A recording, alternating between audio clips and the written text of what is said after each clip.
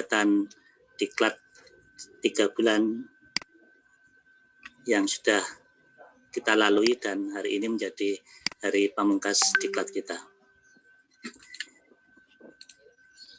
Sebelum saya memasuki pada gelar karya saya persembahkan sebuah pantun untuk ibu bapak semuanya. Buah mangga, buah pisang, keduanya manis rasanya, tidak dikenal, tidak disayang, setelah kenal sukses bersama. Mudah-mudahan dengan perkenalan kita semuanya selama 3 bulan yang sudah kita jalani ini, nanti akan membuahkan berkah bagi kita semuanya. Berkah yang baik, amin ya rabbal alamin. Termasuk dengan Bapak Evi Miftah. Amin. Kegiatan geriaan yang saya lakukan dalam rangka penerapan RPK, yaitu penerapan strategi pembelajaran joyful learning di SMP Negeri 7 Cilacap. Saya Sigit Kindarto MPD serta diklat calon kepala sekolah jenjang SMP. Ibu Bapak dan Pak Evi, saya background sekolahnya adalah dalam negeri, Pak. Dari SD, SMP, SMA, S1 dan S2-nya juga di UNY berkat beasiswa dari P23 Kementerian Pendidikan dari 1.500 peserta calon yang mengikuti kegiatan hanya tersaring 450 orang tersebar menjadi ke 4 universitas yaitu UPI, kemudian UNY, UNESA, dan UMM Malang. Termasuk salah satunya seangkatan dengan Pak kemarin yang menjadi narasumber di tempatnya Pak Anto, yaitu Mas Ahmad Sultani, tapi beliau jenjang SMA. Saya menjadi pembarep di jenjang SMP karena berikutnya ada beberapa angkatan yang mendapatkan kesempatan untuk mengikuti pendidikan lanjut beasiswa dari jenjang yang diadakan oleh Kementerian Pendidikan, dan ini menjadi pembuka batin khususnya dalam pembelajaran kami, sehingga nanti berkat kesempatan yang diperoleh ini saya mempunyai beberapa kesempatan lanjutan setelah memperoleh pendidikan tersebut, Pak Evi. Dan alhamdulillah ini menjadi berkah bagi saya. Tujuan kegiatan yang saya lakukan untuk kegiatan ini adalah yang pertama, mengenalkan pembelajaran bervariasi. Ini kami laksanakan dalam bentuk RPK. Yang kedua, menerapkan berbagai strategi pembelajaran yang menyenangkan, masih dalam kegiatan RPK. Yang ketiga, terwujudnya student well-being dalam pelaksanaan RPK. Yang keempat adalah meningkatkan kompetensi peserta diklat calon kepala sekolah melalui pelaksanaan PK. Ini nomenklatur SMP saya, SMP Negeri 7 Cilacap. Langkah-langkah yang saya lakukan dalam rangka pelaksanaan RPK ini latar belakang misalnya adalah berdasarkan rapot mutu yang dimiliki oleh SMP Negeri 7, kemudian hasil observasi yang kami temukan, juga berdasarkan komunikasi kami dengan Bapak Kepala Sekolah dan warga sekolah, bahwa ditemukan proses pembelajaran baik dulu yang masih bersifat tatap muka, itu ngantuk, bosan, boring, kemudian yang proses pembelajaran jarak jauh mengalami kejenuhan, tentu ini menjadi masalah bagi kita selaku warga sekolah. Proses pembelajaran di sekolah itu rohnya adalah proses pembelajaran. Kalau proses pembelajarannya tidak menghasilkan proses pembelajaran yang menyenangkan, maka roh itu akan mengalami pengurangan makna. Oleh karena itu solusi itu yang kami tawarkan dan kami komunikasikan dengan Bapak Kepala Sekolah adalah melalui kegiatan keriaan dengan penerapan strategi pembelajaran joyful learning. Pembelajaran yang menyenangkan, strategi pembelajaran yang bervariasi. Ini selaras dengan PP nomor 19 tahun 2005 tentang Standar Nasional Pendidikan. Di pasal 19 ayat 1 dinyatakan bahwa proses pembelajaran pada satuan pendidikan diselenggarakan secara interaktif, inspiratif, menyenangkan, menantang, memotivasi peserta didik untuk berpartisipasi aktif, serta memberikan ruang yang cukup bagi prakarsa, kreativitas, dan kemandirian sesuai dengan bakat, minat, dan perkembangan fisik serta psikologis peserta didik. Ini yang harus kita kuatkan pada diri kita selaku guru yang selama ini menjadi salah satu sumber belajar di kelas. Ibu Bapak, dalam siklus pertama dalam kegiatan RPK, kami melakukan konsultasi untuk mengadakan kegiatan pada hari Sabtu 17 Oktober, kemudian kami lanjutkan dengan sosialisasi dengan warga sekolah untuk melaksanakan kriaan dengan sasaran guru di SMP Negeri 7 Cilacap berjumlah besar itu 42 orang, Senin 19 Oktober 2020. Kemudian kami tindak lanjuti dengan rapat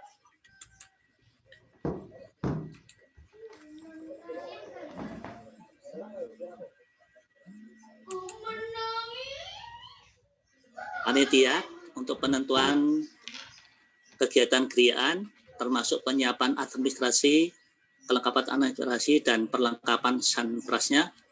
Baru kemudian kami laksanakan kegiatan kriaan pada hari Selasa tanggal 27 Oktober 2020.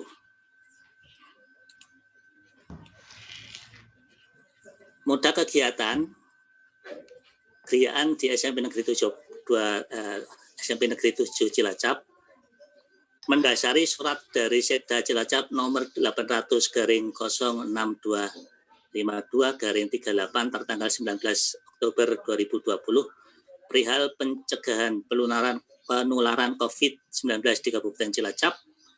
Di sana dinyatakan bahwa setiap SKPD wajib melakukan penjadwalan 50% pekerjanya untuk melaksanakan WFH dan 50% melakukan WFO bagi pegawainya. Oleh karena itu, berdasarkan surat tersebut, kami berkonsultasi dengan Bapak Kepala Sekolah selaku mentor 1 dan berkomunikasi dengan segenap panitia, maka kami tetap melaksanakan sebagaimana anjuran yang dikeluarkan oleh Sekda Cilacap, yaitu melaksanakan kegiatan kriaan secara daring dan luring. Kenapa? Ya kami ingin mematuhi wajib protokol kesehatan yang sudah dianjurkan oleh gugus COVID di Kabupaten Cilacap. Sebenarnya kami juga bisa berkomunikasi dengan Bapak Kepala Sekolah untuk mewajibkan semua peserta kegiatan untuk hadir di kegiatan tanggal 27 Oktober, tetapi secara psikologis saya memahami kepada Ibu Bapak apabila dipaksakan untuk bisa rawuh di sekolahan, tentu nanti hasilnya tidak akan maksimal. Oleh karena itu, saya memaksimalkan dengan 2 moda kegiatan kriaan ini secara daring dan luring. Saya lanjutkan. Kemudian materi kegiatan dari siklus pertama kegiatan kriaan ini saya melaksanakan 2 materi. Yang pertama kami mengambil dari narasumber Bapak Mahmud Saifi MPD selaku mentor 1 Kepala Sekolah SMP Negeri 7 Cilacap. Beliau adalah sebagai pemenang Nasional Inovasi Pembelajaran PGRI tahun 2019. Juga di tahun 2020 ini menjadi peraih medali emas guru olimpik yang diadakan oleh PGRI.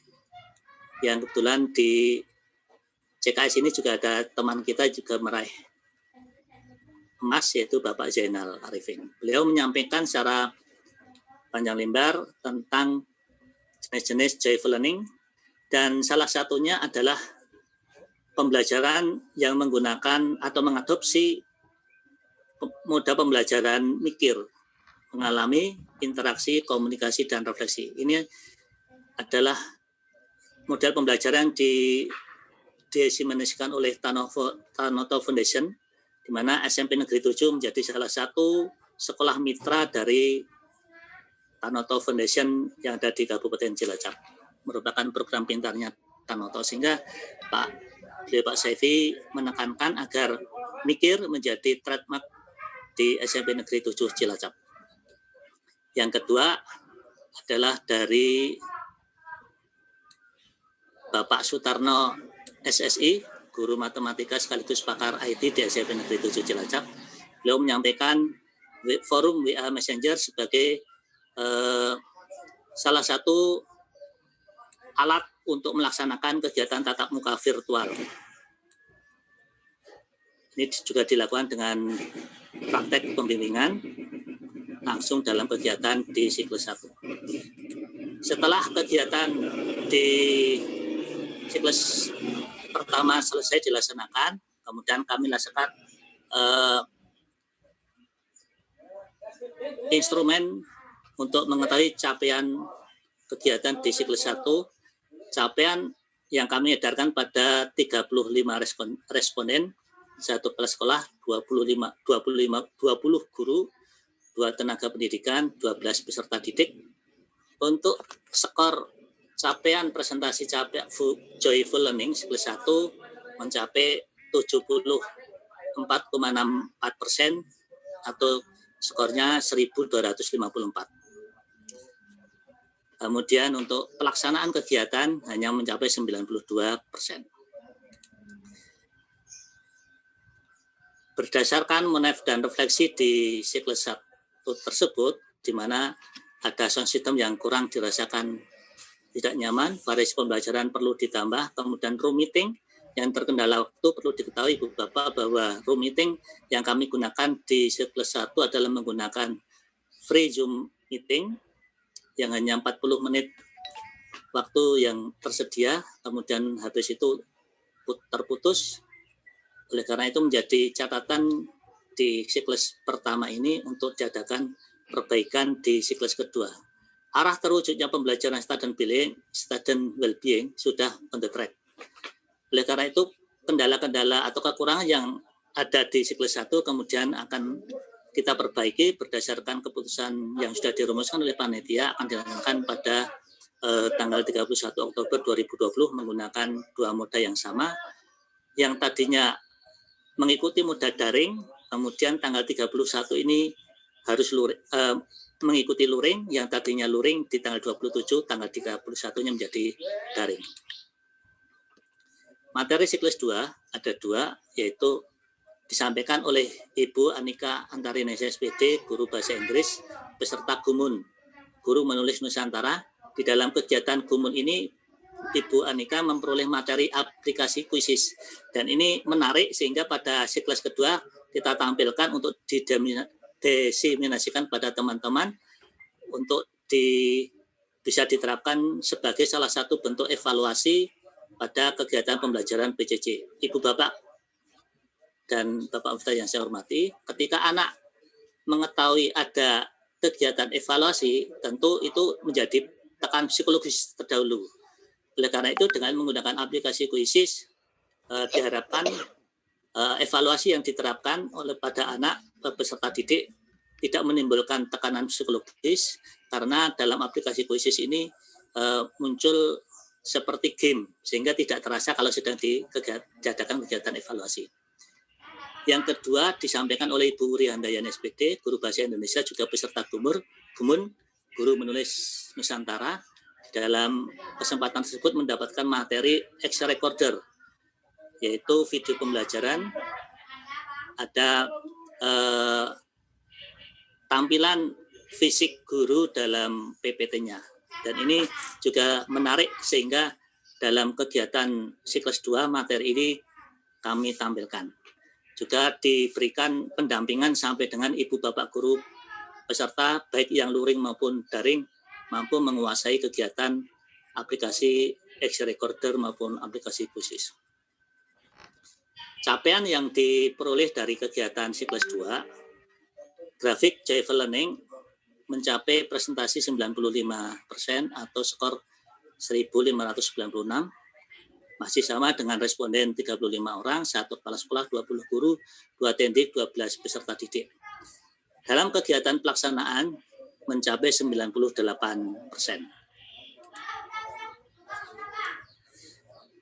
Capaian student well-being yang diperoleh ketika kita edarkan pada peserta didik mencapai skor 93,1%. Atau dalam skor mencapai 447 skor dari yang harus tercapai 480. Sumber daya pendukung kegiatan yang digunakan, SDM-nya 42, 16 termasuk 16 panitia, kemudian keuangan didanai dari BOS dan ditambah dari SOT sumbangan orang tua. Kemudian prasarana adalah ruang serbaguna Spentu, aula 9 kali 27 meter persegi, dan perlengkapannya ada LCD proyektor, sound system, kipas angin, laptop, meja kursi konsumsi. Selanjutnya adalah peningkatan kompetensi. Ini adalah nomenklatur SMP Negeri 4 Cilacap. Ibu Bapak yang saya hormati, Kepala SMP Negeri 4 Cilacap, Bapak Sarwati SPD adalah sebelumnya selaku Kepala Sekolah di SMP Negeri 7 Cilacap. Beliau mutasi pada tanggal 13 Agustus 2020. Jadi baru beberapa bulan mengampu di SMP Negeri 4 Cilacap. Sehingga beliau mengetahui secara persis kondisi saya ketika saya waktu melaksanakan tugas-tugas di SMP Negeri 7. Saya melaksanakan koordinasi dengan beliau pada tanggal 17 ya. Setelah mendapatkan surat dari dinas tentang sekolah magang 2. Kemudian saya melaksanakan sosialisasi ini pada hari tanggal 22. Saya melaksanakan koordinasi tanggal 22 hari Kamis 22 Oktober hari Kamis 2020. Kemudian tanggal 23-nya hari Jumat saya diminta oleh Bapak Kepala Sekolah Bapak Sarwati untuk melaksanakan sosialisasi. Kebetulan pada hari itu di SMP Negeri 4 Cilacap sedang melaksanakan sosialisasi PAK yang dilakukan oleh Bapak pengawas yaitu Bapak Rahmat Budiarsa. Sehingga saya berkesempatan bertatap muka dengan warga sekolah di SMP Negeri 4 Cilacap. Kemudian setelah memasuki jadwal melaksanakan PK, saya melaksanakan kegiatan wawancara dengan beliau dalam rangka menggali potensi-potensi. Setelah saya mengetahui AKPK terlemah saya, untuk saya tingkatkan untuk mendapatkan arahan bimbingan dengan Bapak Kepala Sekolah di SMP Negeri 4 Cilacap maupun dengan warga sekolah lain, khususnya dengan WK yang ada di SMP Negeri 4 Cilacap. Dan di SMP Negeri 4 Cilacap ada satu keunggulan yang dimiliki adalah salah satunya adalah sebagai sekolah adiwiyata tingkat nasional, dan mungkin yang tidak dimiliki oleh sekolah lain di SMP Negeri 4 Cilacap. Untuk adiwiyata ini sudah mempunyai produk yang dikomersialkan. Ini menjadi tambahan catatan bagi saya untuk selalu bisa meningkatkan pemahaman dan pengetahuan terkait dengan 5 kompetensi yang ada. Banyak manfaat yang saya peroleh setelah mendapatkan arahan, bimbingan, petunjuk, dan masukan dari khususnya Bapak Sarwati selaku Kepala Sekolah Mentor 2 di SMP Negeri 4 maupun pada WK dan warga sekolah di SMP Negeri 4. Manfaat yang saya peroleh ini di kepribadian ada peningkatan pengetahuan dan keterampilan mengendalikan diri, di manajerial sumber-sumber bagaimana mengelola, mengidentifikasi sumber alokasi dan mekanisme penanggung jawab keuangan sekolah, penyusunan program tindak lanjut tentang supervisi, juga inovasi dan kerja keras yang dilaksanakan di SMP Negeri 4, serta jejaring yang dijalin oleh SMP Negeri 4, yang saat ini jejaring menjadi kunci kesuksesan sebuah lembaga. Oleh karena itu, kita perlu senantiasa meningkatkan berlatih dan meningkatkan jejaring. Dan kegiatan peningkatan kompetensi di SMP 4 itu menjadi bekal yang menguatkan bagi saya peserta diklat, karena selama ini saya juga belajar sebagai Ketua MGMP IPS bersama dengan 28 pengurus lain, salah satunya Ibu Fatonah dan Bapak Triadi yang kebetulan dari jurusan IPS masuk dalam kepengurusan. Kami terjalin dengan jejaring Vokipsi Pusat, MDMP IPS Jawa Tengah, maupun UNJ Yogyakarta, maupun STI Al-Irsyad. Yang kedua juga latihan saya di Kagum Komunitas Guru Menulis. Saya selaku ketua bersama dengan Pak Zainal, bersama 34 pengurus lain, Mbak Kasmiana. Saya banyak terkoneksi dengan institusi negeri maupun swasta, BPMPK, Balai Pengembangan Multimedia Pendidikan dan Kebudayaan, BPJT, Dinas P&K, Arsipusda, PGRI, kemudian 8 penerbit di 3 provinsi berbeda, Yes Radio, BMS TV, Satelit Pos, Jateng Pos, Hotel Sindoro, Hotel Mutiara, BRI, Bank Gunung Slamet. Ini menjadi salah satu bekal untuk saya belajar dalam mengelola sebuah institusi. Juga sebagai pengurus di SLCC PGRI, Smart Learning Karakter Center yang dimiliki oleh PGRI, saya bisa terkoneksi dengan semua pengurus cabang PGRI Cilacap dan PGRI Provinsi. Kebetulan dalam rapat kerja kami di akhir tahun, Kagum sekaligus ulang tahun yang kedua kemarin, saya bertemu dengan Ketua PGRI Kabupaten Cilacap yang akan memberikan fasilitasi untuk melakukan roadshow pengenalan sosialisasi Kagum bersama teman-teman pengurus. Juga selaku pengurus ISPI Cilacap bisa terkoneksi dengan ISPI Provinsi, Ikatan Sarjana Pendidikan Indonesia, sekaligus menjadi editor jurnal bersama Pak Zainal. Kemudian selaku FASDA Tanoto Foundation, ini menjadi pembelajaran bagi saya dalam pengelolaan manajerial, karena alhamdulillah di FASDA Tanoto Foundation ini kami terkoneksi dengan Tribun Kompas.com, jejaring Tanoto di provinsi, di 5 provinsi dan Kabupaten Mitra Tanoto. Dan di akhir November kemarin, tidak terduga saya terpilih menjadi 5 nominator FASDA terbaik nasional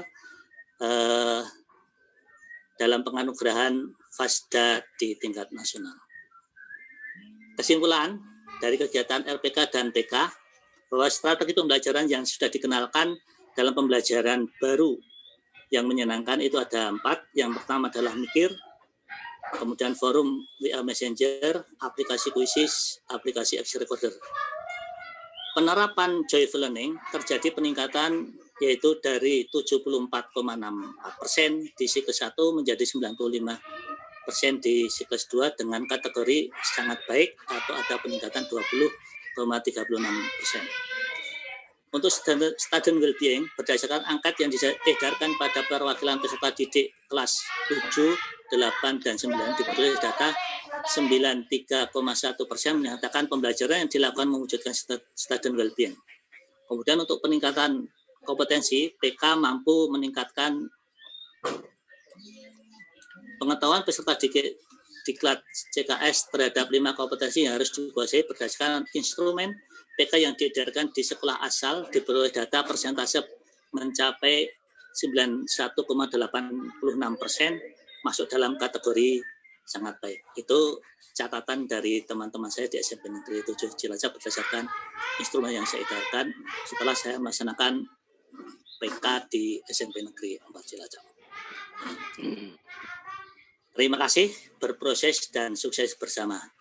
Demikian gelar karya yang saya sampaikan untuk kegiatan akhir selaku